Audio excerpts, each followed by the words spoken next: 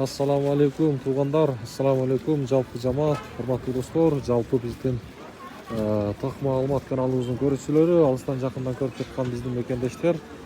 Буюрса сааттын жебеси 13:09, 2025 жылдын 16 марты болуп калды, апта күнгө бүгүн жекшемби дем алыш күнүнө турабыз. Сааттын жебеси 13:09 болуп калды. Аны айттым. Эми бүгүнкү курстар ноутбукта кандай дем алыш күнү сиздер менен биргеликте чогуу көрүп чыгайлы. Акча алмаштыруучу жерде, валютчиктерде рубль 1 сом боюнча турат. Доллар 87.30, евро бул жакта жок. Казак теңге 0.17. Туугандар, бул аябай жакшы да. Дем алыш күнү дагы бир болуп турган иши түшкөн жок. Бирок курстарды Доскорода банктен Капитал банк ушундай койгон. Рубль 0.995, доллар 87.30, евро 94 сом 30 тиен.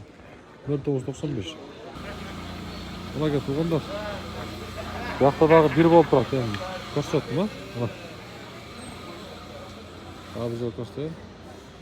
Доскорода банк 0.995. Каналга катталып, лайктан басыңыздар, ушундай курстар сиздерге жетип барып турат.